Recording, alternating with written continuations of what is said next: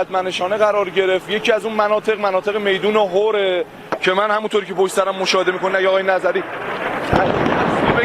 بازم دارن میزنن اینجا رو، بازم اینجا رو دارن میزنن. تصویر منو دارین؟ حمله شدم این الان به اینجا. An Iranian strike deep in the heart of Tel Aviv.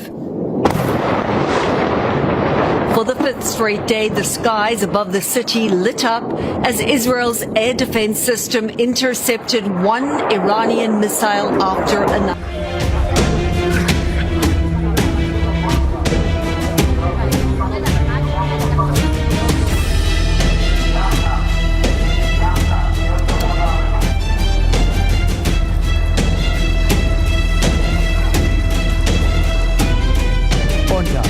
On topic.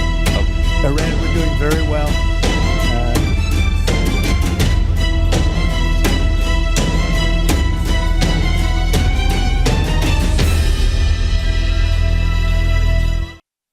Halo, selamat siang pemirsa, Anda menyaksikan Breaking News bersama saya Kevin Pakan. Pemirsa, perang Amerika Serikat dan Israel melawan Iran telah berlangsung lebih dari sepekan.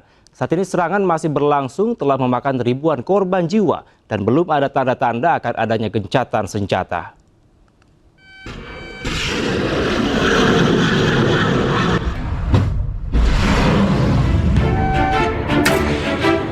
Sepekan telah berlalu sejak Amerika Serikat dan Israel melancarkan serangan ke Iran Sabtu 28 Februari 2026. Hingga Jumat 6 Maret 2026, sedikitnya 1.332 jiwa dilaporkan tewas akibat serangan gabungan Amerika Serikat dan Israel di Teheran. Komando Pusat Militer Amerika Serikat mengatakan mereka telah menyerang lebih dari 3.000 target di Iran dan menghancurkan 43 kapal perang Iran sejak 28 Februari. Selain korban jiwa, ribuan warga Iran lainnya juga mengalami luka-luka dalam konflik ini. Pihak Iran mengklaim Amerika Serikat dan Israel sengaja menargetkan infrastruktur sipil. Sementara Iran menargetkan situs militer bukan warga sipil. Namun Amerika Serikat dan Israel mengatakan yang terjadi adalah sebaliknya. Setelah pimpinan tertinggi Iran, Ayatollah Ali Khamenei terbunuh pada hari pertama perang, Amerika Serikat menuntut agar Iran menyerah tanpa syarat.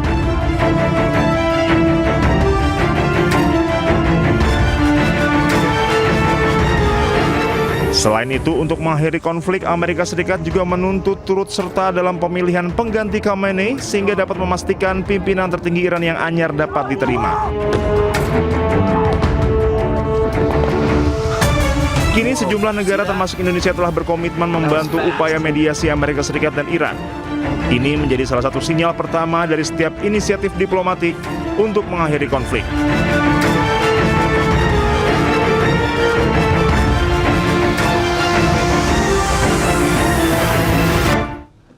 Pemirsa, konflik Amerika Serikat Israel dengan Iran masih terus memanas. Amerika Serikat dan Israel kembali menyerang depo penyimpanan minyak Iran pada Sabtu kemarin. Ledakan besar terjadi usai Amerika Serikat dan Israel melancarkan serangan dan menghancurkan depo penyimpanan minyak Iran, Shahran Oil, di utara Iran pada Sabtu malam. Militer Israel telah mengaku bertanggung jawab atas serangan pada depo penyimpanan minyak tersebut.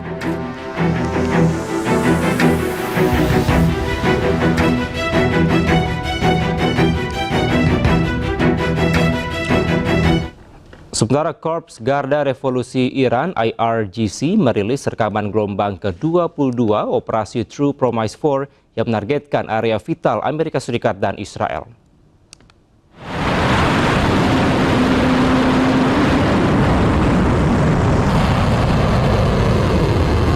Gelombang serangan terbaru Iran melibatkan rudal balistik berhulu ledak 1 ton Koram Shar 4. Selain itu juga ada rudal hypersonic Fatah dan Khaybar yang mampu melaju hingga 15 kali kecepatan suara. Teheran mengatakan pihaknya membalas serangan menyerang Zionis Israel dan pangkalan militer Amerika Serikat di wilayah Teluk.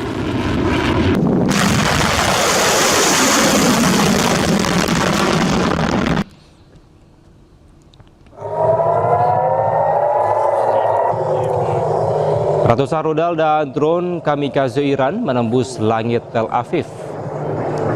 Banyaknya warga Israel tewas mengenaskan. Namun hal ini ditutupi oleh pihak pemerintah Israel.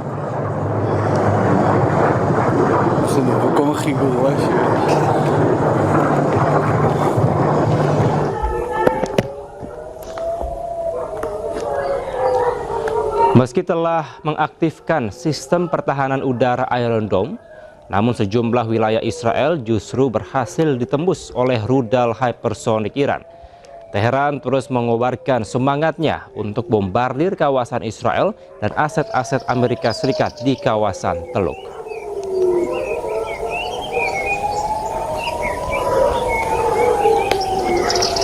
Pemirsa, Iran kembali meluncurkan rudal ke Israel pada Jumat waktu setempat sebagai balasan atas tewasnya pemimpin tertinggi Ali Khamenei. Serangan ini menyebabkan sejumlah bangunan hancur di Givatayim sebelah timur Tel Aviv.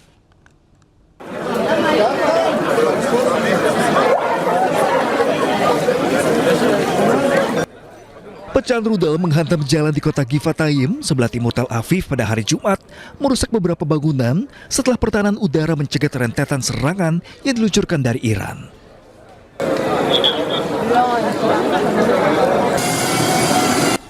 Rekaman video menunjukkan polisi menutup area tersebut dan tim darurat memeriksa kerusakan di sepanjang jalan. Tidak ada korban jiwa yang dilaporkan.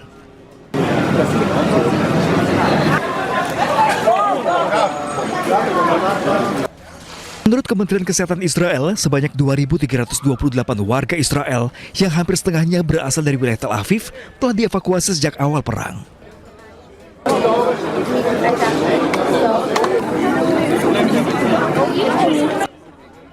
Serangan ini merupakan serangan balasan Iran terhadap Israel dan aset Amerika Serikat yang menewaskan pemimpin tertinggi Iran Ayatollah Ali Khamenei. Dilaporkan sejumlah ledakan terjadi di berbagai negara di seluruh wilayah Teluk. Sementara pemirsa, terjadi serangan drone mematikan di Bandara Abu Dhabi, Uni Emirat Arab pada hari Sabtu.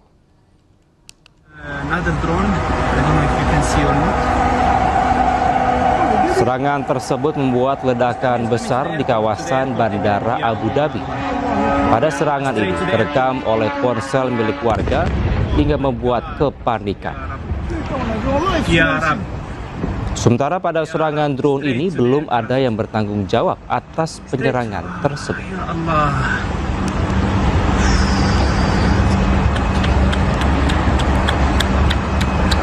Presiden Iran Masoud Pezeshkian meminta maaf atas serangan terhadap negara-negara tetangga dalam pidato yang direkam dan disiarkan di televisi pemerintah. Permintaan maaf Presiden Iran ini tak lama setelah sebuah serangan di atas Doha, sementara serangan terhadap negara-negara Teluk terus berlanjut. آنچه که ما باش پایبندیم قوانین بین المللی است، چارچوب‌های انسانی است و اون اصولی که اینا دم ازش میزنن اصولا باید به همون پایبند باشن و حق و حقوق همه کشورها رو و طبیعتا ایران ما رو اینا حق ندارند نادیده بگیرن. کشورهای همسایه هم که یه سری از گروه‌ها و یا جناح‌ها در فکر اینن که از این فرصت بخوان به خاک ما حمله کنن این پیام رو میدن. Pemirsa, sebuah kapal takbut Musafah 2 dilaporkan meledak dan tenggelam di Selat Hormuz. 3 warga negara Indonesia yang menjadi awak kapal dinyatakan hilang.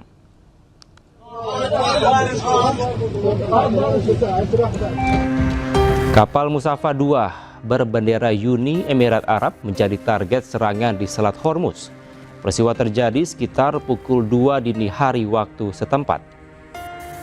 3 ABK warga negara Indonesia yang berada di dalam kapal belum diketahui nasibnya dan kini masih dalam pencarian.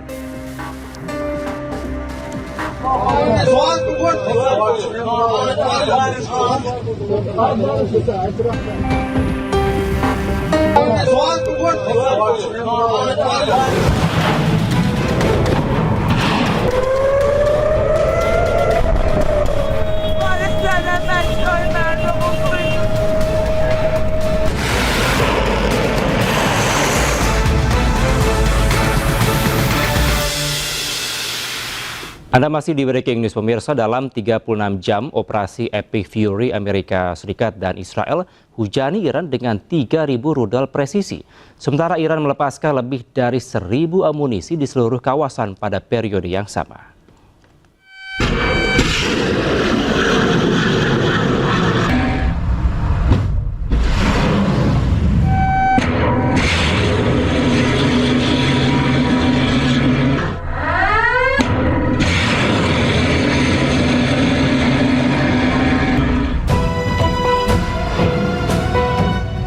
Intensitas serangan udara dalam konflik terbaru di Timur Tengah mencapai level yang mengejutkan.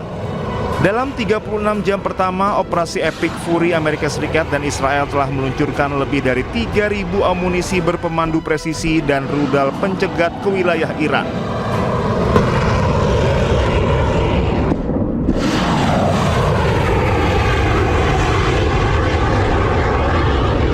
Kekuatan militer Amerika Serikat mengandalkan kombinasi rudal serang jarak jauh dan bom pintar. Amerika Serikat menargetkan operasi Epic Fury dalam waktu 4 hingga 6 pekan. Amerika Serikat mengklaim telah menenggelamkan lebih dari 30 kapal Iran. Sementara Israel mengerahkan 280 bom pemandu, 70 rudal supersonik, serta 50 rudal jelajah. Untuk pertahanan, Israel sangat bergantung pada pencegat Tamir yang menjadi tulang punggung sistem Iron Dome. Operasi Epic Fury menandai transisi dari perang bayangan menjadi konfrontasi militer langsung yang kini memicu kekhawatiran akan terjadinya perang terbuka di seluruh kawasan Timur Tengah. Allahu Akbar!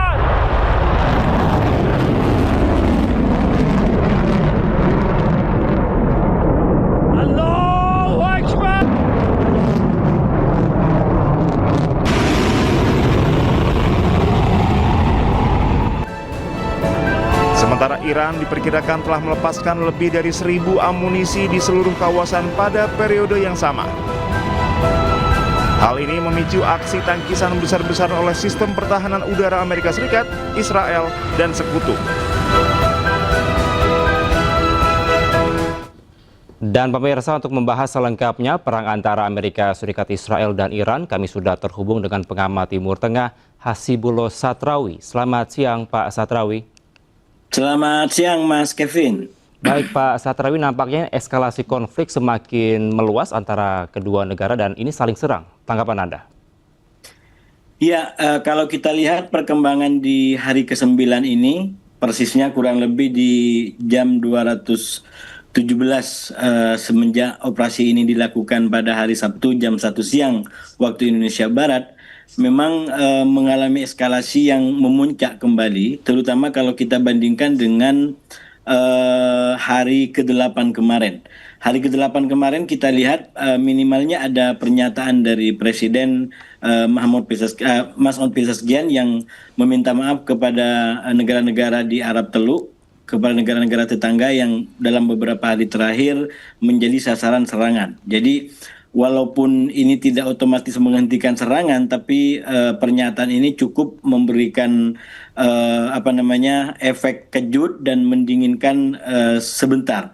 Tapi hari ini kita justru melihat peningkatan kembali, dan itu bisa dilihat dari intensitas serangan dari kedua belah pihak, termasuk dari Israel dan Iran, di mana kedua belah pihak sama-sama menargetkan fasilitas minyak atau depot ataupun tempat kilang minyak. Dan yang terbaru setelah tadi pagi waktu Indonesia Barat, kilang minyak atau depot minyak di Teheran terbakar, juga di Isfahan diberitakan terbakar, dan Iran juga melakukan serangan balasan dengan menargetkan kilang minyak di Haifa. Dan sekali lagi ini menunjukkan bahwa memang eskalasinya pada hari ke-9 ini mengalami peningkatan yang luar biasa. Bahkan kalau ditambahkan dengan statement-statement atau perkembangan di kedua belah pihak, itu justru mengarah kepada eskalasi yang lebih tajam lagi. Misalkan dari sisi Iran, itu ada pernyataan yang disampaikan oleh Sekjen Majelis Tinggi Keamanan Nasional Iran, Ali Larijani, yang mengatakan bahwa pihaknya berhasil menyandera beberapa prajurit Amerika. walaupun ini tidak dibenarkan atau tidak dipercaya oleh pihak Amerika, tapi ini adalah klaim yang disampaikan oleh pihak Iran. Dan hal lain juga yang menurut saya cukup kuat perkembangannya di hari ke-9 ini, dampak daripada pernyataan Presiden Mas'ud Pezeshkian tadi yang sepertinya itu sedikit banyak menuai polemik di kalangan internal jajaran petinggi-petinggi Iran. Bahkan beberapa politisi, beberapa anggota parlemen dari wilayah Qum itu diberitakan memberikan pernyataan yang cukup keras karena meminta agar Presiden Mas'ud Pezeshkian